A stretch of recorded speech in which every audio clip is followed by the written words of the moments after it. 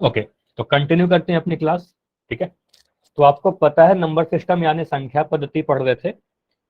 एक बार मैं last class की चीजें को रिवाइज करवा रहा हूँ, याद दिलाता हूँ क्या क्या चीजें हमने लास्ट क्लास में कवर किया था। लास्ट क्लास में जो हमारा टॉपिक था परिमेय संख्या के बारे में पढ़ाया था हमने। ठीक है, मतलब कोई भी नंबर जो p बाई क्यू के रूप में हो, या कह सकते हो सर ऐसा कोई भी नंबर जिसको p बटा क्यू के रूप में व्यक्त कर सकते हैं या p बटा क्यू के रूप में एक्सप्रेस कर सकते हैं। p बटा क्यू के रूप में अगर लिखा जा सकता है तो वो पूर्णांक परिमेय संख्या होगा, जहां पर p और q दोनों ही पूर्णांक होने जरूरी है। ठीक है, ऊपर वाला नंबर अंश और हर में पूर्णांक होना जरूरी है। और एक कंडीशन और था कि q का वैल्यू 0 नहीं होना चाहिए, हर में 0 नहीं होना चाहिए। तो ऐसे नंबर को परिमेय संख्या बोले। इसके अलावा मैंने आपको बताया था कि किसी भी दो परिमेय संख्या के बीच अनगिनत परिमेय संख्या होते हैं, और किस तरीके से फाइंड करते हैं, कैसे निकालते हैं, ये कंसेप्ट हमने लास्ट क्लास में कवर किया था। मतलब परिमेय संख्या काफी तरीके से काफी सारी चीज प्रयोग पड़े थे। अभी हम लोग बढ़ते हैं अपरिमेय संख्या पे। ठीक है, तो इरेशनल नंबर क्या होगा। जैसे परिमेय संख्या को आपने डिफाइन किया, वैसे ही अपरिमेय संख्या को भी डिफाइन कर सकते हो, थोड़ा सा बस अंतर आएगा, बस उसका अपोजिट हो जाएगा। देखो अपरिमेय संख्या यानी इरेशनल नंबर को कैसे डिफाइन करो। एक अपरिमेय संख्या ऐसी संख्या है जिसको p बटा क्यू के रूप में नहीं लिखा जा सकता।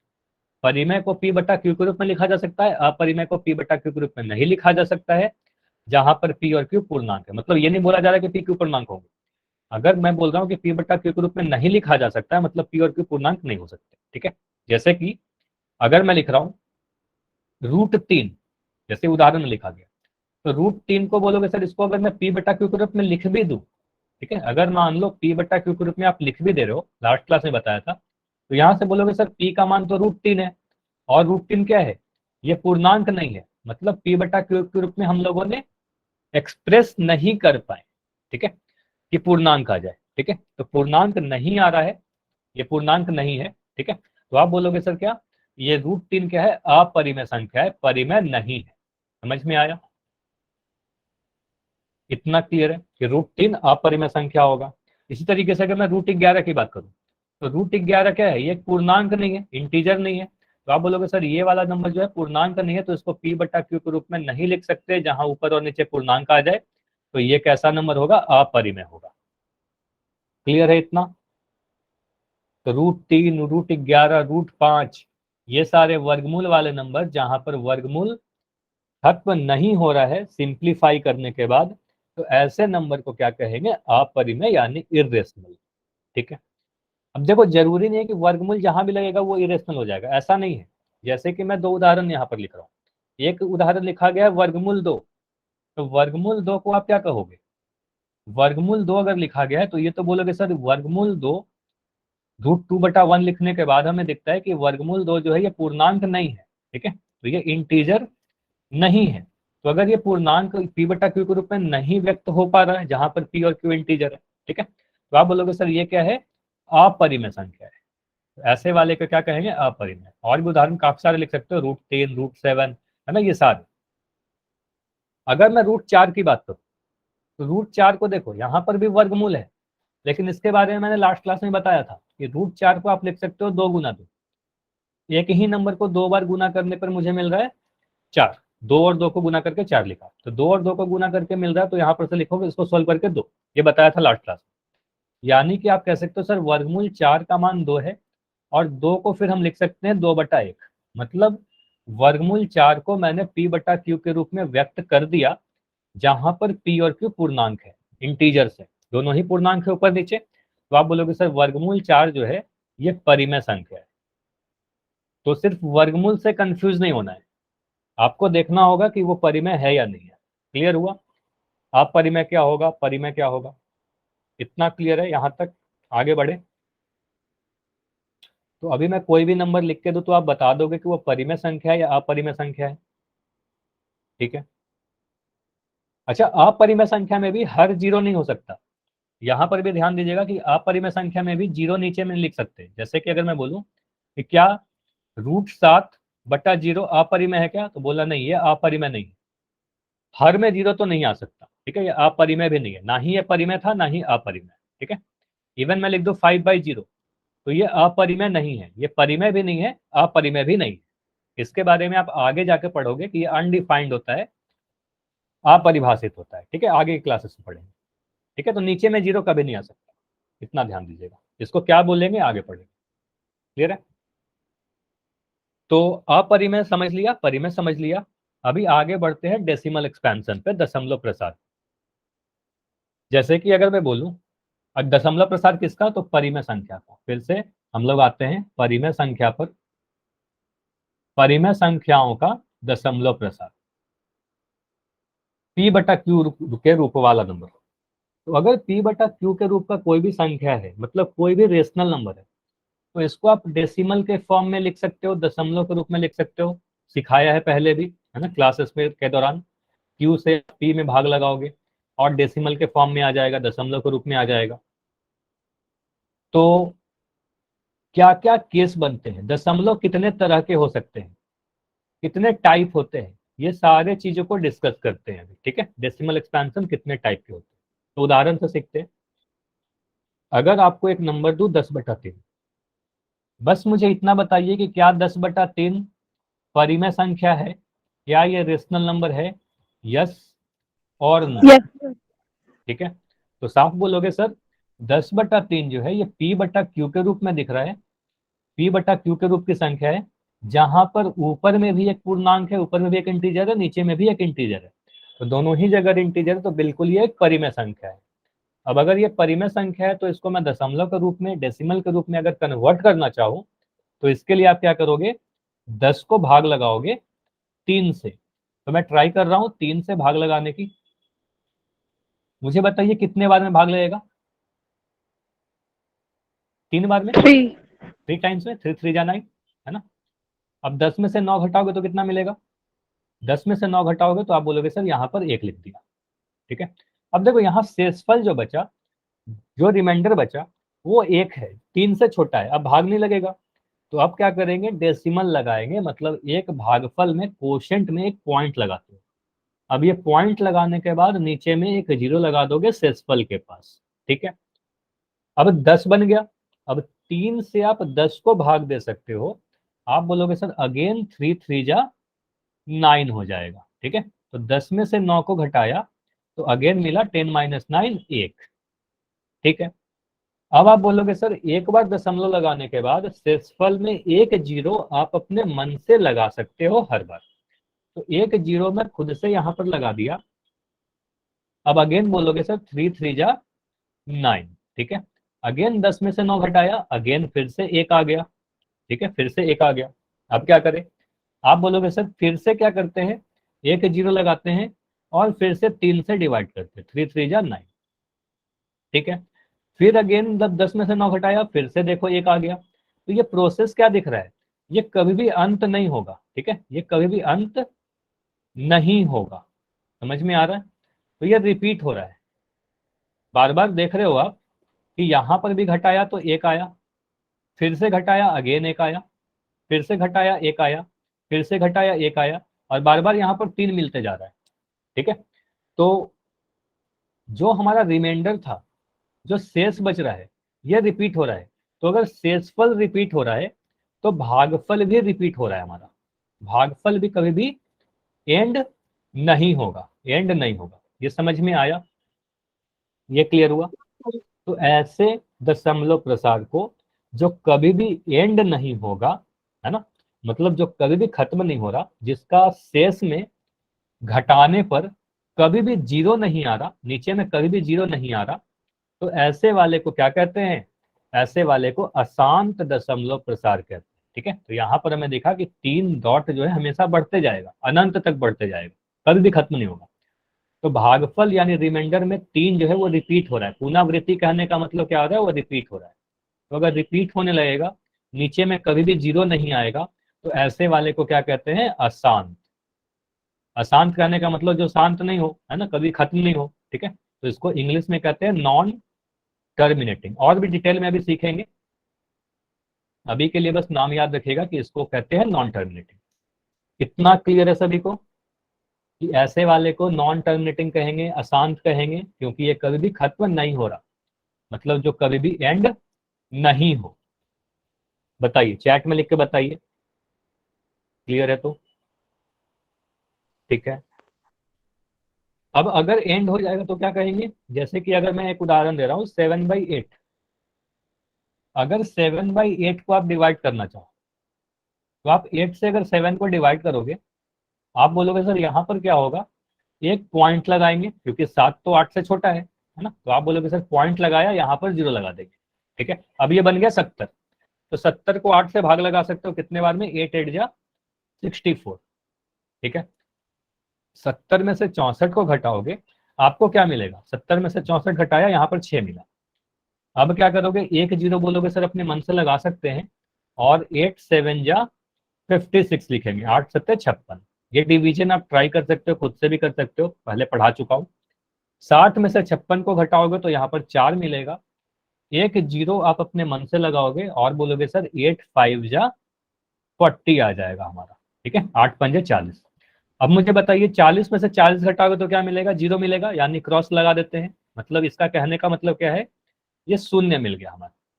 ठीक है, तो कुछ ऐसा भी परिमेय संख्या होता है जिसको अगर हम डेसिमल के फॉर्म में कन्वर्ट कर रहे हैं तो रिमाइंडर मतलब लास्ट में खत्म हो जा रहा है, मतलब लास्ट में जीरो बच जा रहा है शेष। ठीक है, तो नीचे में अगर जीरो आ रहा है, पूरा कैंसिल हो गया, इसका मतलब ये एंड हो गया।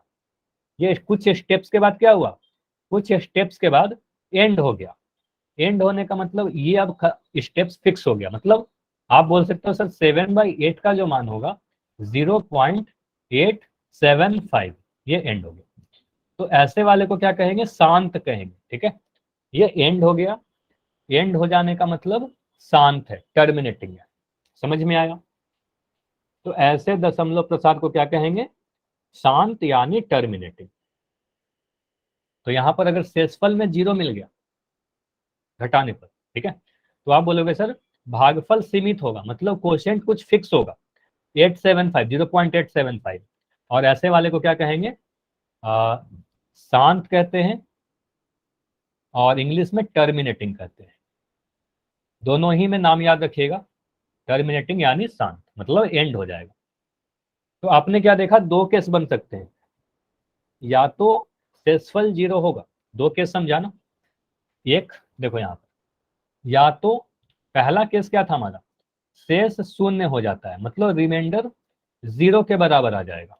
ठीक है, शेष जीरो हो जाएगा, इसका मतलब क्या हो जाएगा, वो एंड हो जाएगा। ठीक है, एंड हो जाने का मतलब भागफल जो होगा हमारा, जो भी हमारा क्वोशिएंट आएगा, ये फिक्स रहेगा, कुछ स्टेप के बाद एंड हो जाएगा। ठीक है, फिक्स रहेगा। तो अगर फिक्स रहने का मतलब ऐसे वाले को क्या कहेंगे, शांत कहेंगे। ठीक है, शांत कहेंगे, टर्मिनेटिंग कहेंगे। ऐसे वाले को क्या कहेंगे, टर्मिनेटिंग। उदाहरण के तौर पर ये कौन सा उदाहरण था, ये था हमारा 7/8 वाला। ठीक है, 7/8 वाला, या फिर कह सकते हो 5/2। 5/2 को आप करके देखिए, 2 से अगर मैं 5 को डिवाइड करूं तो कितने बार मिलेगा, 2 दूनी 4, 5 में से 4 घटाया 1 मिला, यहाँ पर पॉइंट लगा के यहाँ पर जीरो लगाओगे और बोलोगे सर 2 5 जा 10, कट गया पूरा। ठीक है, ये पूरा कट गया, तो बोलोगे सर ये हमारा शांत दशमलव है। अच्छा, किसी का माइक ऑन है, माइक बंद कीजिए। रणधीर के नाम से जो बच्चे हो, खुशी। ठीक, चलो, तो ये क्लियर है कि ये ऐसे वाले को शांत दशमलव कहेंगे। दूसरा जो केस था हमारा, सेकंड वाला केस, रिमाइंडर कभी जीरो नहीं होगा, नेवर बिकम जीरो, करने का मतलब क्या हुआ, शेष जीरो कभी नहीं बच रहा, मतलब नीचे में जो घटाया वो कभी भी जीरो नहीं आ रहा। तो अगर जीरो नहीं आ रहा है शेषफल, तो इसका मतलब ये एंड जीरो के बराबर नहीं आ रहा, इसका मतलब एंड नहीं होगा, खत्म नहीं होगा, तो इसको कहेंगे नॉन टर्मिनेटिंग। ठीक है, नॉन टर्मिनेटिंग यानी अशांत। और यहां पर क्या होगा, जो भागफल है आपका, जो भी आपका क्वोशिएंट है, वो रिपीट होता है। क्वोशिएंट क्या होगा, रिपीट होगा।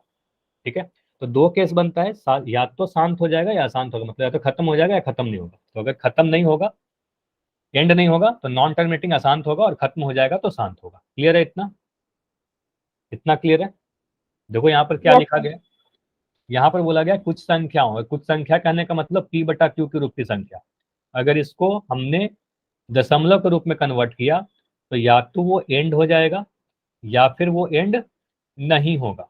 अगर एंड हो जाएगा तो उसको हम शांत दशमलव प्रसार कहते हैं। कुछ स्टेप के बाद वो एंड हो जाता है तो उसको शांत दशमलव प्रसार कहेंगे, यानी टर्मिनेटिंग कहेंगे। और अगर एंड नहीं होगा तो एंड नहीं होने का मतलब यहाँ पर एक चीज और समझिएगा, अगर एंड नहीं होगा तो ये आपको दिख रहा था क्या कि अगर एंड नहीं हो रहा तो था तो फिर शेषफल रिपीट हो रहा था। बताइए, शेषफल रिपीट हो रहा था। अब शेषफल अगर रिपीट हो रहा था तो भागफल भी रिपीट होगा, है ना। तो भागफल अगर रिपीट होगा तो इसको आवर्ती कहते हैं। मतलब दूसरा जो केस बनता है अशांत वाला, कुछ संख्या मतलब कुछ p बटा q के रूप की संख्या को जब आप दशमलव के फॉर्म में कन्वर्ट करते हो तो उसका शेषफल कभी जीरो नहीं आएगा, ठीक है। तो उसमें भागफल में अंकों की पुनरावृत्ति खंड प्राप्त होती है। इसका मतलब क्या हुआ, पुनरावृत्ति खंड कहने का मतलब होता है रिपीटिंग ब्लॉक।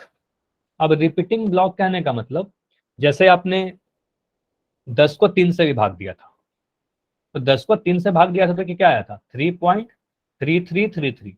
तो आप देख रहे हो कि दशमलव के बाद ये जो अंक है 3, ये रिपीट होना स्टार्ट कर दिया, ठीक है। 3 3 3 3 रिपीट हो रहा है कि नहीं, ये रिपीट हो रहा है एक अंक।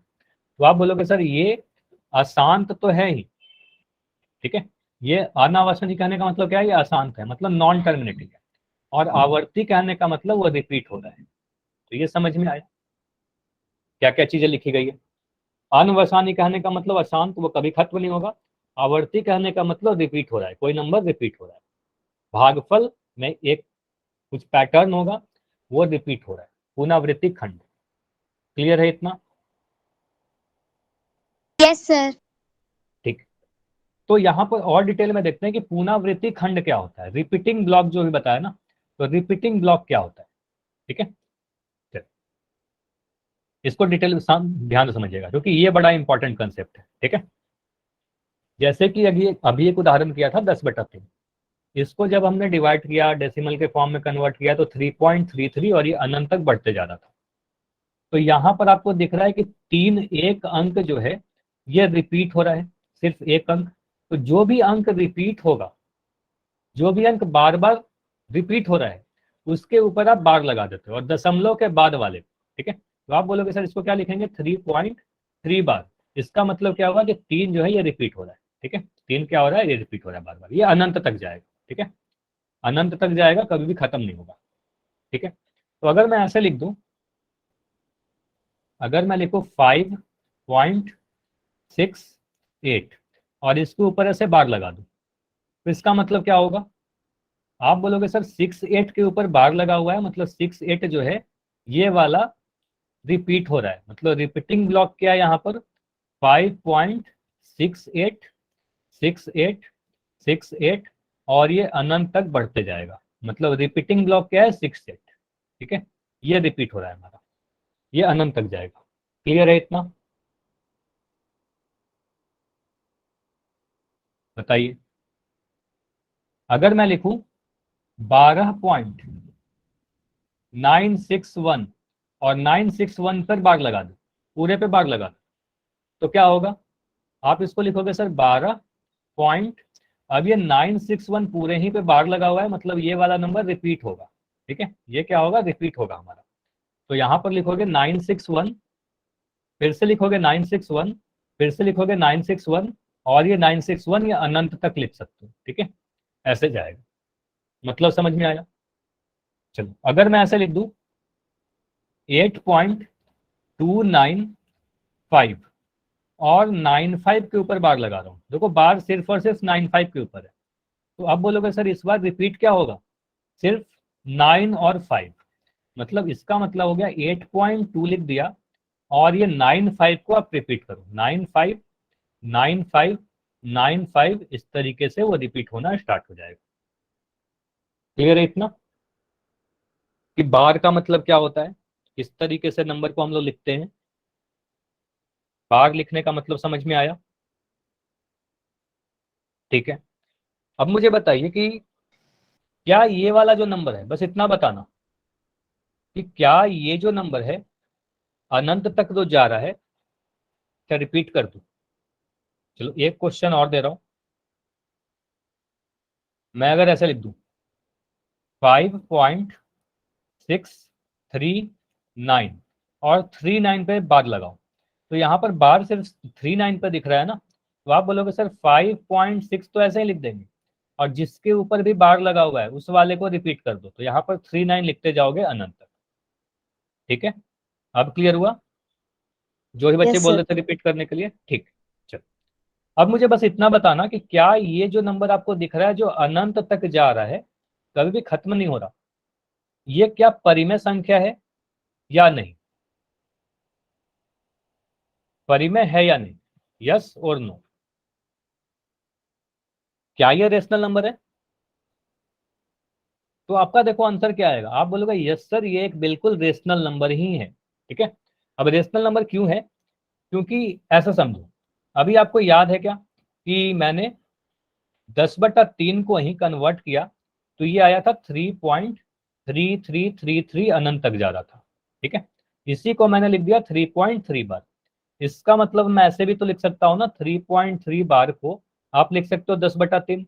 मतलब किसी भी बार वाले नंबर को, किसी भी अनंत तक जाने वाले नंबर को आप P/Q के रूप में लिख सकते हो। तो P/Q के रूप में अगर लिख सकते हैं तो ये परिमेय संख्या होगा। अगर 10/3 परिमेय संख्या है तो ये दोनों तो बराबर है, तो 3.3 बार भी परिमेय संख्या होगा। ठीक है, तो किसी भी बार वाले नंबर को आप P/Q के रूप में व्यक्त कर सकते हो, तो वो परिमेय संख्या भी होगा। क्लियर है इतना कि कोई भी बार वाला नंबर वो रेशनल नंबर होगा, उसको P/Q के रूप में व्यक्त कर सकते हो। ठीक है, तो क्वेश्चन आपके एग्जाम में यही बन के आता है कि एक बार वाला नंबर दिया जाएगा और उसको बोला जाएगा कि P/Q के रूप में व्यक्त कीजिए, P/Q के रूप में लिख के दिखाइए। ठीक है, तो जैसे कि यहाँ पर एक क्वेश्चन दिख रहा है 1.27 बार, तो आप बोलोगे सर 1.27 बार ये जो भी नंबर है ये एक परिमेय संख्या है। अभी मैंने बताया कि बार वाला जितना भी नंबर होगा वो रेशनल नंबर होगा, परिमेय संख्या होगा। अब अगर ये परिमेय संख्या है तो इसको बिल्कुल हम P/Q के रूप में व्यक्त कर सकते हैं, जहां P और Q पूर्णांक होगा, Q जीरो नहीं होगा। ठीक है, वही चीज यहाँ पर लिखा गया है। तो क्वेश्चन उठता है, सवाल उठता है, हाउ, कैसे कन्वर्ट करेंगे। ठीक है, तो ये देखते हैं, सीखते हैं कि कैसे कन्वर्ट करेंगे, क्या मेथड है। ठीक है, वेरी इंपॉर्टेंट है, आपके एग्जाम में क्वेश्चन डेफिनेटली यहाँ से बनता है, आता ही है क्वेश्चन, ध्यान से सीखिएगा। ठीक है, इसके बाद मैं शॉर्टकट भी बता दूंगा। देखो आपके एग्जाम में क्वेश्चन दिया जाएगा कि 1.27 बार को P/Q के रूप में व्यक्त करें। ठीक है, P/Q के रूप में व्यक्त करें, तो जिस भी नंबर को आपको P/Q के रूप में लिखना रहे उसको आप x मान लेना। मान लो कि x का मान 1.27 बार है। ठीक है, अगर x का मान 1.27 बार है तो क्या मैं ऐसे लिख सकता हूं कि x का मान जो है 1.272727 ये अनंत तक जाएगा? बताइए, ऐसे लिख सकते हैं। अब इस वाले को मैं इक्वेशन नंबर 1 मान लेता हूं, इस वाले को मैं इक्वेशन नंबर 1 मान लेता हूं। मुझे यहाँ पर बताइए, रिपीटिंग ब्लॉक के बारे में बताया था अभी, पुनरावृत्ति खंड। तो रिपीटिंग ब्लॉक को देखकर बताइए यहाँ पर कितने अंक रिपीट हो रहे हैं। एक अंक रिपीट हो रहा है, या दो अंक रिपीट हो रहा है, या तीन अंक रिपीट हो रहा है?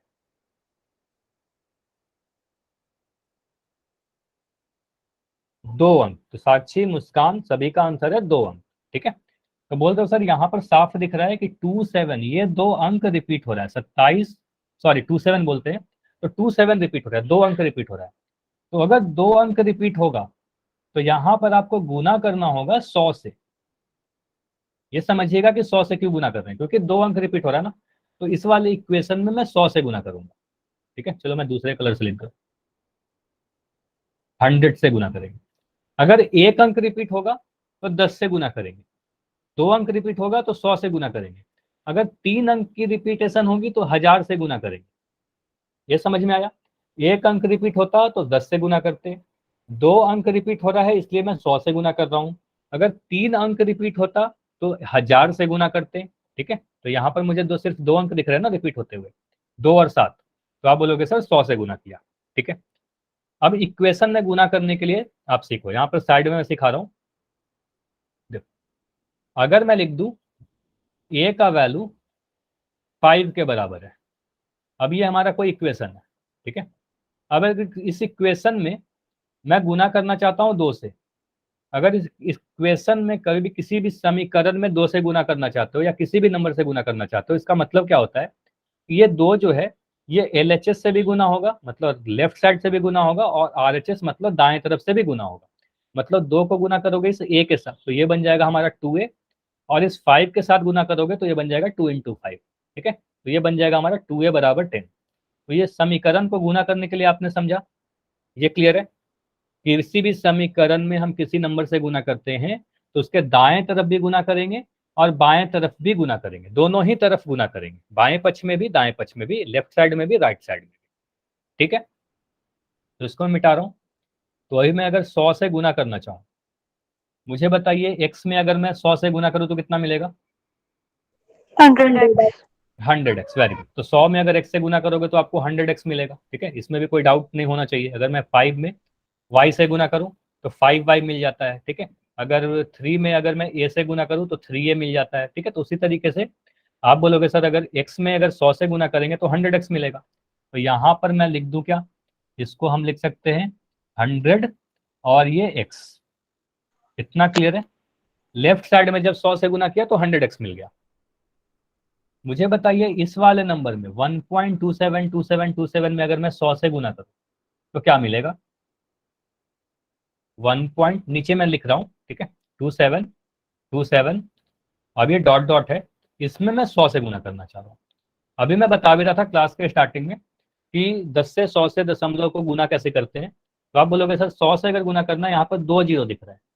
अगर 2 जीरो दिख रहा है तो इस पॉइंट को, इस दशमलव को 2 स्थान दाईं तरफ ले जाओ, राइट साइड ले जाओगे 2 अंक। तो 2 अंक राइट साइड जाने का मतलब ये पॉइंट जो है 7 के बाद आ जाएगा, 2 अंक के बाद, 2 और 7, 1 अंक 2 अंक। तो ये बन जाएगा हमारा 127.2727, ये अनंत तक तो जा ही रहा। ये क्लियर हुआ ये कैसे मैंने गुना किया? Yes sir. ठीक है, तो आप बोलोगे सर ये जो हमारा बन गया 100x का जो मान है ये हमारा है 127.272727, और ये कहां तक जाएगा? अनंत तक जाएगा। अब इसको हम मान लेते हैं समीकरण नंबर 2। ठीक है, समीकरण नंबर 2 मान लिया। ठीक, अब देखो इसके बाद जो अगला स्टेप क्या होगा। पहला स्टेप में क्या देगा, फिर से रिपीट करो। पहला स्टेप में क्या किया, बस देखा कि कितना अंक रिपीट हो रहा है, 2 अंक, तो 100 से गुना कर दिया समीकरण 1 मान के। उसके बाद दूसरे वाले को समीकरण 2 मान लिया। अब समीकरण 2 में से समीकरण 1 को घटाना है, इक्वेशन 2 में से इक्वेशन 1 को घटाना है। तो घटाने के लिए मैं समीकरण 1 को नीचे लिख रहा हूँ, क्योंकि आपको पता है कि अगर मैं 5 में से 3 को घटाना चाहता हूँ तो 5 ऊपर लिखूंगा, 3 को नीचे लिखूंगा, ऐसे घटा दूंगा। ठीक है, तो समीकरण 1। ठीक है, अभी मैं क्या कर रहा हूँ, अभी ध्यान से देखिएगा। ये वाला जो नंबर है, सॉरी, ये वाला जो इक्वेशन है जिसको मैं अभी घेर रहा हूँ, ठीक है, इसको मैं सिर्फ नीचे लिख रहा हूँ। ठीक है, तो इसको मैं बस पोजीशन नीचे कर रहा हूँ। तो आप बोलोगे सर ये जो आएगा हमारा x बराबर, क्या लिखा हुआ था, 1 पॉइंट, अब देखो घटाना है इसलिए मैं दशमलव के नीचे दशमलव लिख रहा हूँ। ठीक है, तो ये हमारा समीकरण नंबर 1 था, बस समीकरण 1 को दोबारा से लिख दिया। ठीक है, अब मुझे बताइए अगर समीकरण 2 में से समीकरण 1 को हम घटा दे, घटाव करें, सब्ट्रैक्ट करें 2 में से, इक्वेशन 1 को मैं घटा दूं तो क्या मिलेगा, मुझे बताइए। तो 99x। Very good. तो आप बोलोगे सर 100 में से x को घटाया, 100 में से x को घटाया तो 99 मिला, तो ये मिल रहा है 99x। ठीक है, अब 127, देखो यहाँ पर क्या है, 127.272727, नीचे 1.272727, मतलब आपको दिख रहा है पॉइंट के बाद, दशमलव के बाद जो भी नंबर दिख रहे हैं, दशमलव वाला नंबर ये सेम दिख रहा है। यहाँ भी 2727 अनंत तक जा रहा है, और यहाँ पर भी मुझे दिख रहा है 2727 अनंत तक जा रहा है। ठीक है, तो अगर ऐसे हैं तो आप क्या बोलोगे, इसको मैं घटा रहा हूँ। देखो यहाँ पर आप बोलोगे 7 में से 7 जीरो, यहाँ पर भी जीरो, यहाँ भी जीरो, यहाँ भी जीरो, यहाँ भी जीरो, यहाँ भी जीरो, दशमलव के नीचे दशमलव, 7 में से 1 घटाया, या कह सकते हो 127 में से, अब देखो क्या दिख रहा है, 127 में से 1 को घटाना है, तो 127 में से 1 को घटाओगे तो क्या मिलेगा, 126। इतना क्लियर है, 126.00। मतलब हम कह सकते हैं क्या कि 99x का जो मान है हमारा 126 आया। बताइए, ये सब्ट्रैक्शन में कोई डाउट तो नहीं है ना, जैसे मैं यहाँ पर भी लिख के दिखा दे रहा हूँ, 127.272727 था, अनंत तक जा रहा है। मैं बस समझाने के लिए इतना ही लिख रहा हूँ, और यहाँ पर लिखा है 272727। ठीक है। तो इसको आप घटाओगे तो 7 में से 7 घटाइए, ये पूरा जो है ये पूरा 0 हो जाएगा, ये पूरा कैंसिल होकर 0 आ गया। ठीक है। अब बोलोगे सर यहाँ 127 में से एक घटाएगा तो 126 मिलेगा। तो दशमलव के बाद अगर सेम नंबर है तो वो तो पूरा 0 हो गया, और सब दशमलव के आगे जो नंबर है उसको घटा दिया। ठीक है। ठीक है। तो यहां से हमें दिख रहा है कि x का जो मान है, x का मान कितना मिलेगा 126/99। ठीक है, 126/99। अब देखो यहाँ पर हम लोग क्या किया, कन्वर्ट तो कर लिया, x का मान 126/99, फाइनल आंसर में छोड़ना, इसको आप सिंप्लीफाई करोगे, हमेशा आंसर सरलतम रूप में यानी सिंपलेस्ट फॉर्म में रहता है। तो आप बोलोगे सर 126 भी 9 से कटेगा और 99 भी 9 से कटेगा, मुझे कैसे पता चला कि 126 9 से कटेगा? तो आपको डिविजिबिलिटी रूल बताया गया था, इसको जोड़कर देख लीजिए, 1 + 2 + 6, इसको जोड़ोगे तो 9 आएगा, मतलब 9 आ रहा है तो 9 से कट जाएगा। ठीक है। तो यहां से मैं 9 से काटूंगा तो 126 कटेगा 14 बार में, 126 को 99 से काटूंगा, सॉरी 99 को 9 से काटूंगा तो ये कटेगा 11 बार में, तो ये आ गया हमारा 14/11। ये क्लियर है? तो हमने बोला कि x का जो मान था, क्वेश्चन के स्टार्टिंग में देखो x का जो मान था वो 1.27 बार माना था। अब यहां पर देखिए x का जो मान है, x का मान 14/11 आ गया, मतलब हम कह सकते हैं ना कि 1.27 बार का ही मान 14/11 है, हमने एक्सप्रेस कर दिया P/Q के रूप में। बताइए, इतना क्लियर है? सर ये 26 सर 126 और 99 सर काट दोबारा बताइए सर। 126/99 को मैंने काटा है 9 से। चलो, यहां तक तो क्लियर है ना? 9 से? हाँ, यहां पर लिख रहा हूं 126/99। चलो, क्या 126 9 से कटेगा? Yes sir. कितने बार में कटेगा? 14 बार में। आपको पता है ना 9 × 14 कितना होगा? 126 होगा, टेबल याद है तो। ठीक है। तो आप बोलोगे यस सर सर। ऊपर और नीचे का नंबर अगर सेम नंबर से कट रहा है तो उसको सिंप्लीफाई फॉर्म में काट देते हैं। आप बोलोगे सर 126 को 9 से काटा तो ये 14 बार में कटेगा, और 199 को 9 से काटा तो ये 11 बार में कटेगा, तो आंसर आ गया हमारा 14/11। क्लियर है अब? Yes sir. ठीक है। तो इस तरीके से हम लोगों ने कन्वर्ट किया, और हमारा आंसर जो आया, हम सीधे सीधे बोल सकते हैं कि x का ही मान 1.27 बार भी है और x का ही मान 14/11 है, तो ये दोनों ही चीज आपस में बराबर है। चलिए, अब देखो ये तो आपने सीख लिया, सभी को क्लियर है तो एक बार y लिख दो, अगर कोई भी डाउट है तो d बता दो, या कहीं पर भी कोई डाउट है तो उस स्टेप में पूछ लो कहाँ पर डाउट है। समझ में आ गया तो y लिखिए, फिर आगे बढ़ जाएंगे। क्लियर है? क्लियर है? ठीक है। ठीक, सभी का y आ रहा है। अब देखो एक चीज होता है, ये तो हमने पूरा मेथड से कर लिया, अगर ये क्वेश्चन आपके एग्जाम में 4 मार्क्स का आता है तब तो आप पूरे इस तरीके से पूरे मेथड से आप करोगे, लेकिन ये अगर ये क्वेश्चन 1 मार्क्स में आएगा, अगर 1 मार्क्स में आएगा फिर क्या आपको इतना पूरा मेथड करने की जरूरत है? नहीं, अगर 1 मार्क्स में आएगा तो फिर काफी शॉर्टकट आपको यूज करना पड़ेगा, तो वो काफी जल्दी से हो जाएगा। देखो क्वेश्चन क्या था, 1.27 बार, शॉर्टकट है ये। ठीक है, मैं सिखा के आ रहा हूं, काफी जल्दी से आंसर आ जाएगा आपका। 1.27 बार, आप क्या करना, ये पूरा नंबर को बिना दशमलव का लिख दो, तो यहां पर लिख दिया 127, घटाओगे जो आगे में नंबर जो है ना 1, ठीक है, जिसपे बार नहीं लगा हुआ है, तो उसको आप घटा दो 127 - 1, और नीचे में क्या लिखोगे, नीचे में आप लिखोगे जिसपे बार, कितने नंबर पे बार लिखा हुआ है, तो एक बार 2 अंकों पे, तो नीचे में 9 लिखोगे 2 बार। ठीक है, तो 99 लिख दोगे, तो ये आ गया आपका 126/99। ठीक है, और 126/99 को काटेंगे तो ये आ जाएगा हमारा 14/11।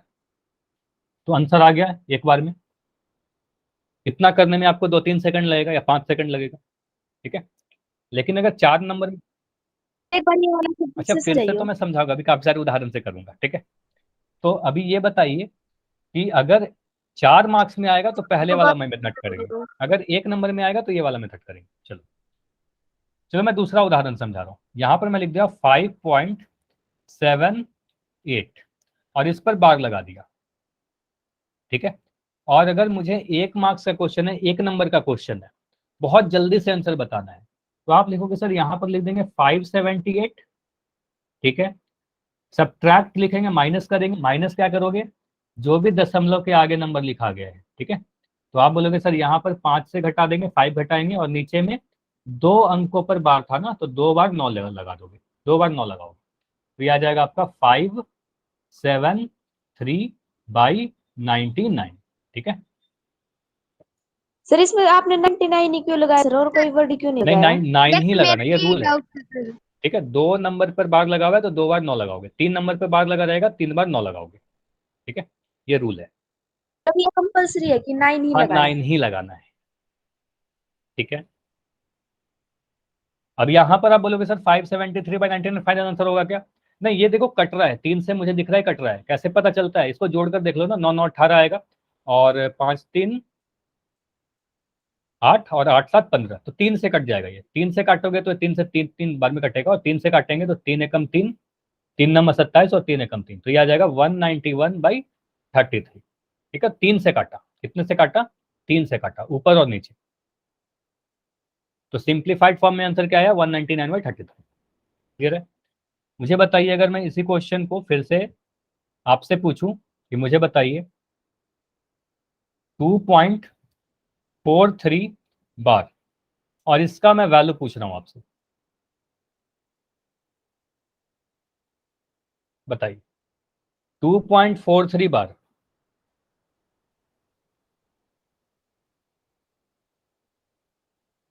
ठीक है, सारिका का आंसर है 241/99। आंसर तो सही है, लेकिन थोड़ा सा अधूरा है, एक स्टेप और आगे बढ़ सकते हो, मतलब सिंप्लीफाई करो उसको, शायद कट रहा है वो। तो 243 लिख दोगे, माइनस में क्या करोगे? माइनस में ये वाला नंबर जिस पर बार नहीं है, दशमलव के आगे वाला नंबर 2 को घटा दिया, माइनस क्या करोगे? 2 अंकों पर बार है तो 2 बार 9 लगाओगे। ठीक है, 2 बार 9 लगाया तो आंसर कितना आया? 241/99। ठीक है, अब ये कट रहा है क्या? तो कैसे चेक करेंगे? चेक करके देख लो। अच्छा, नहीं कट रहा है ना, ये नहीं कट रहा है, 4 1 5 6 7। ठीक है, तो ये बन जाएगा हमारा 241/99। हाँ, तो आंसर यही होगा, फाइनल आंसर इतना ही आएगा, 241/99। क्लियर है इतना? समझ में आया? No sir. नहीं समझ में आया? क्या नहीं आया? सर दोबारा समझा दो। चलिए, आप अपना माइक ऑन करो पहले। माइक ऑन कर लिया? मैं क्वेश्चन दे रहा हूँ 5.98, और इस पे बार लगा दिया। मैं क्या बता रहा हूँ, इसका बिना पॉइंट का आप नंबर लिखो। बताओ इसको क्या लिखोगे? सबसे पहले बिना पॉइंट का मैं बिना कुछ भी लिखूं तो क्या लिखूंगा? बताओ। 5 9 8, इतना लिख दूंगा। 8 ठीक है, यहाँ पर सब्ट्रैक्ट करूंगा, माइनस कितना से सब्ट्रैक्ट करूंगा? 5 5 से। क्यों करेंगे? तो पॉइंट के आगे जो नंबर लिखा गया है ना, जिस पर बार नहीं लगा हुआ है, उस वाले नंबर को घटा देते हैं। ठीक है, तो हर बार सेम चीज कर रहा हूँ। ठीक है, 598 - 5। अब नीचे में क्या लिखोगे? बताओ मुझे, कितने नंबर पर बार लगा हुआ है? 2 अंक पर, तो 2 बार नीचे में 9 लिख दो बस, तो यहाँ पर 99 लिख दो, आ गया आंसर आपका। तो ये आंसर आ जाएगा आपका 5 अब इतना तो आपको घटाना पड़ेगा, जोड़ घटाओ तो आपको पता है, तो 598 में से 5 घटाओगे तो 593 आएगा, और 599 आएगा।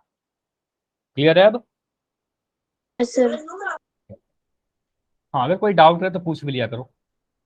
अगर मैं एक और क्वेश्चन दे रहा हूँ, 2.358, और यहाँ पर मैं बार लगा दे रहा हूँ, 3 अंकों पर बार लगा रहा हूँ, इसको करके बताइए। 2.358,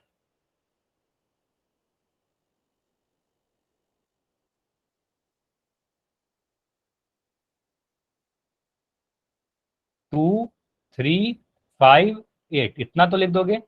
माइनस में क्या करोगे ये सोचो आप, यहां पर आप क्या घटाओगे, और नीचे में क्या लिखोगे? आंसर चैट सेक्शन में दीजिए।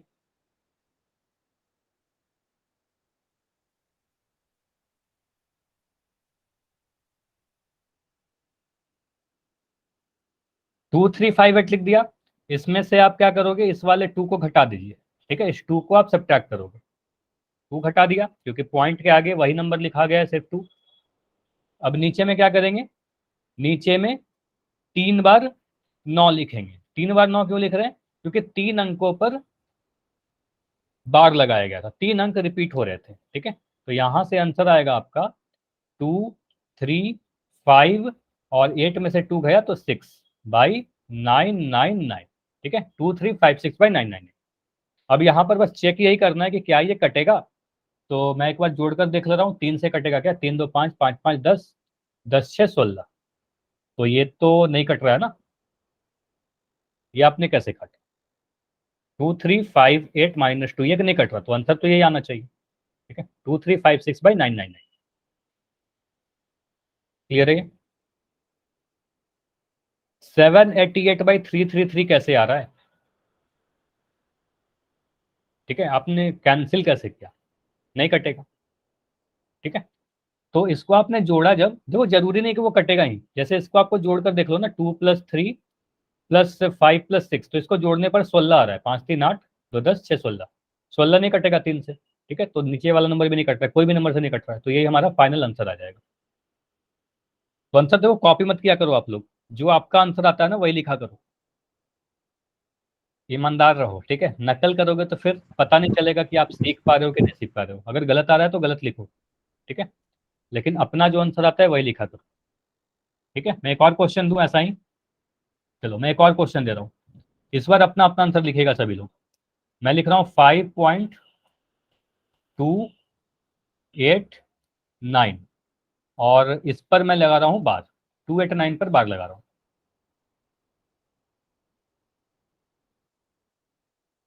5.289 बार,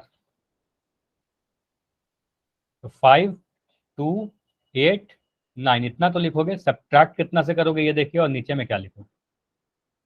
तो अगर एक नंबर का आएगा तो काफी जल्दी से कर सकते हो ना ये, तो घटाएंगे कितना से, आप बोलोगे सर ये वाला नंबर जो आगे में लिखा हुआ है इसको घटा देते हैं, 5 को घटा देंगे और नीचे में 999 लगा देंगे। ठीक है, 3 अंक रिपीट हो रहा है तो 3 बार 9 लगेगा, तो 5284 डिवाइडेड बाई 999।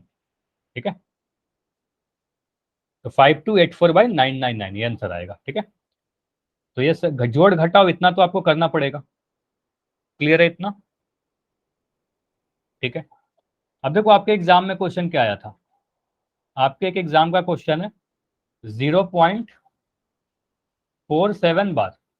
देखो अगर आगे में जीरो है, तो आगे में जीरो है तब तो काफी आसान हो जाएगा। अब इस बार क्या बोलोगे, सर यहाँ पर लिखेंगे 47, इसमें कुछ भी घटाने का जरूरत नहीं है क्योंकि आगे में जीरो है, तो आप घटाओगे भी, 47 में से जीरो घटाओगे तो 47 ही आएगा, और 2 के बार है तो यहाँ पर 99 लगा देंगे। तो आप सीधे सीधे बोल सकते हो कि सर अगर 0.47 बार है, आगे में अगर जीरो रहेगा, तो सीधे सीधे आप क्या करना है, इसको 47 लिखना और नीचे में 2 बार 9 लगा देना। ठीक है, 2 बार अगर अंकों पे 2 नंबर पर रिपीटेशन है, 2 अंक रिपीट हो रहा है तो। ठीक है, अगर मैं बोलो 0.23 बार, तो क्या लिखोगे इसको, 23/99। तो इसको लिख दोगे 23/99। ठीक है, काफी जल्दी हो जाएगा। अच्छा, इसको एक बार मैं होमवर्क दे रहा हूँ, एक होमवर्क है आपका कि इसको आप मेथड से, जो हमारा एक्चुअल पूरा मेथड है ना, उस मेथड से ट्राई करना।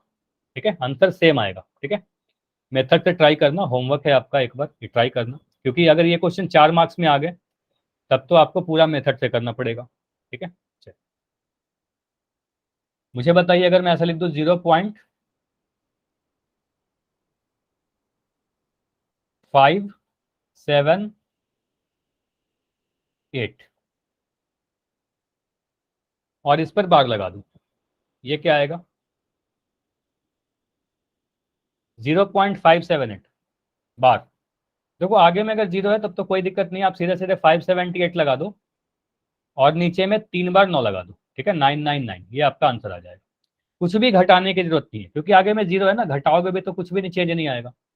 ठीक है, आगे में जीरो है, उसको घटाओगे भी तो कुछ भी चेंज नहीं आएगा। ठीक है, एक और क्वेश्चन करते हैं जो आपके एग्जाम में पूछा गया है।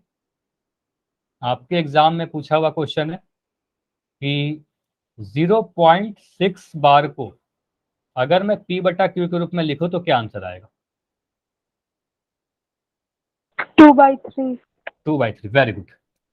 तो आप बोलोगे सर इसको क्या करेंगे, एक अंक रिपीट हो रहा है। ठीक है, एक अंक रिपीट हो, पहले तो 6 लिख दिया, इसमें कुछ भी घटाने की जरूरत नहीं है, एक अंक रिपीट हो रहा है तो 1 9 आएगा, तो 6/9 आएगा, और 6/9 को मैं 3 से काटूंगा, तो 3 से काटा तो 2 बार में 3 दूनी 6 और 3 3 9, तो आंसर आ जाएगा 2/3। तो हम कह सकते हैं 0.6 बार जो होगा ये 2/3 3 के बराबर होगा। इतना क्लियर है? ठीक है, तो मुझे बताइए अगर मैं 0.5 पूछूं तो क्या बोलोगे? 5/9। Very good. तो आप बोलोगे सर यहाँ पर क्या करेंगे, 5 लिख देंगे, कुछ भी घटाने का जरूरत नहीं है, एक अंक रिपीट हो रहा है तो एक बार 9 लगाएंगे। बताइए, काफी जल्दी से हो जा रहा है अब? Yes sir. ठीक है, तो चलो एक बार मैं समराइज कर रहा हूँ क्या क्या चीज हमने पढ़ा।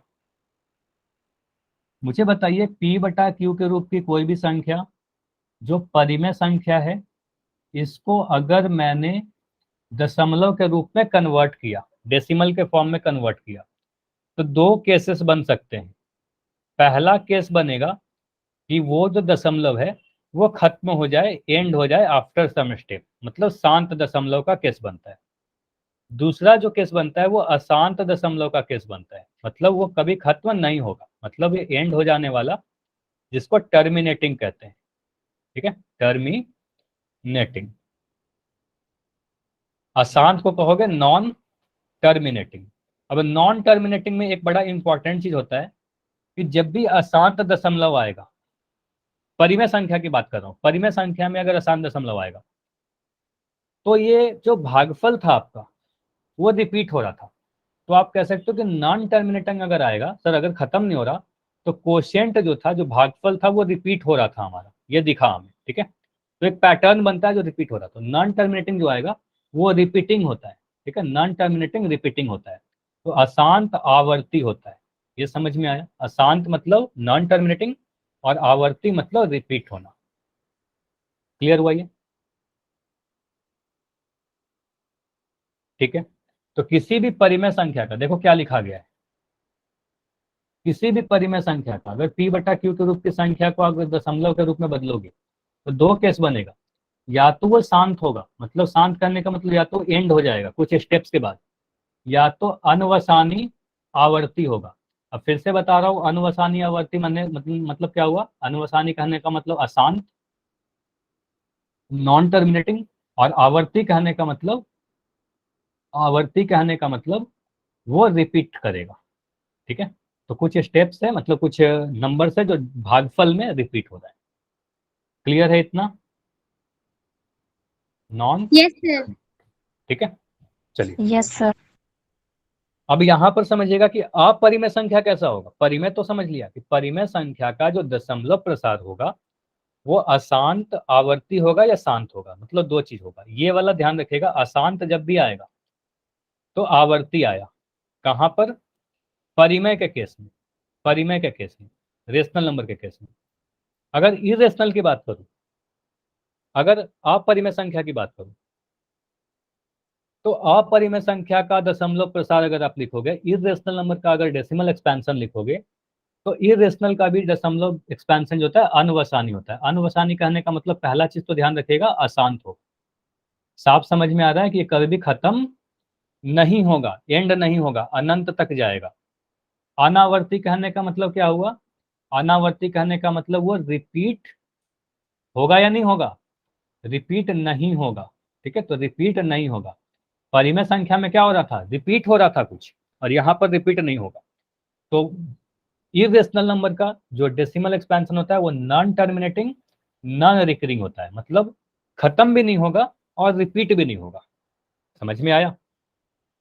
खत्म भी नहीं होगा और रिपीट भी नहीं होगा। नॉन टर्मिनेटिंग, नॉन रिपीटिंग या नॉन रिकरिंग, अनवसानी अनावर्ती, अशांत अनावर्ती। तो अपरिमेय संख्या के केस में ध्यान रखिएगा, कभी भी अपरिमेय संख्या का पूछू ना, तो अपरिमेय संख्या का दशमलव फॉर्म कैसा होता है? अशांत मतलब अनंत तक जाएगा, और अनावर्ती। तो ये वाला चीज मैं बार बार अभी लिख के ही बताऊंगा, अशांत अनावर्ती। ठीक है, non terminating, non repeating. Clear है ये? जैसे कि मुझे बताइए √2 कैसा नंबर है? परिमेय संख्या है या अपरिमेय संख्या है? अपरिमेय। अपरिमेय है, मतलब इरेशनल है। अब √2 अपरिमेय क्यों है? क्योंकि √2 का जब डेसिमल एक्सपेंशन हम लोग करते हैं, ये आप कर नहीं पाओगे, सॉल्व नहीं कर पाओगे, ये एक्सपेरिमेंटली डिटरमाइन वैल्यू है। ठीक है, मैथमेटिक्स में ये एक्सपेरिमेंटली डिटरमाइन किया गया है। तो √2 का जब वैल्यू देखोगे तो यहाँ पर दिख रहा है 1.4142135623730995 ऐसे जा रहा है। ठीक है, तो क्या ये खत्म हो रहा है? आप बोलोगे सर ये अंत नहीं हो रहा है, तो इसको आप शांत बोलोगे या अशांत बोलोगे? तो आप बोलोगे सर ये अशांत है। पहला चीज तो क्या दिख रहा है? ये अशांत है, ठीक है। अशांत है मतलब एंड नहीं हो रहा है, यानी अनवसानी, नॉन टर्मिनेटिंग। दूसरा चीज क्या दिख रहा है? ये रिपीट हो रहा है या नहीं रिपीट हो रहा है? रिपीट या नॉन रिपीट, बताइए। तो कोई भी पैटर्न आपको नहीं दिखेगा यहाँ पर, कुछ भी रिपीटेशन नहीं दिख रहा है, ठीक है। कोई भी डिजिट ऐसा नहीं है कि कुछ पैटर्न बन रहा हो। देखो 4 1 4 2 1 3 5 6 2 3 7 3, कुछ भी नंबर आते जा रहा है, ठीक है। तो ये अशांत भी है और अनावर्ती भी है, मतलब रिपीट भी कुछ पैटर्न नहीं दिख रहा हमें, ठीक है। तो नॉन रिपीटिंग है, समझ में आ रहा है? तो इसको कहेंगे अनवसानी अनावर्ती, नॉन टर्मिनेटिंग नॉन रिकरिंग। और इसीलिए क्योंकि ये अशांत अनावर्ती था, इसीलिए हम कहते हैं कि √2 जो है ये अपरिमेय है। समझ में आया कि √2 को अपरिमेय क्यों कहते थे? क्योंकि ये अशांत अनावर्ती है, नॉन टर्मिनेटिंग नॉन रिपीटिंग है, ठीक है। नॉन टर्मिनेटिंग नॉन रिपीटिंग है। तो अगर मैं ऐसे नंबर लिख दूं, मुझे बताइए, मैं 3 उदाहरण लिख रहा हूं। पहला उदाहरण है, चलो मैं उदाहरण के पहले 2 ऑप्शन दे रहा हूं आपको। ऑप्शन नंबर ए है आपके पास परिमेय के लिए, अगर आपको लगेगा कि ये परिमेय संख्या है तो ए बोलना। ऑप्शन बी है आपके पास अपरिमेय, यानी इरेशनल, ठीक है। पहला क्वेश्चन है आपके सामने, अगर मैं लिख दूं 5.26, ये कैसा नंबर है? परिमेय या अपरिमेय?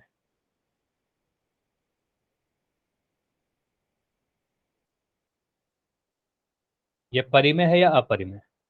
तो आप बोलोगे सर ये शांत है ना, कुछ स्टेप्स के बाद खत्म हो गया, अनंत तक नहीं जा रहा है।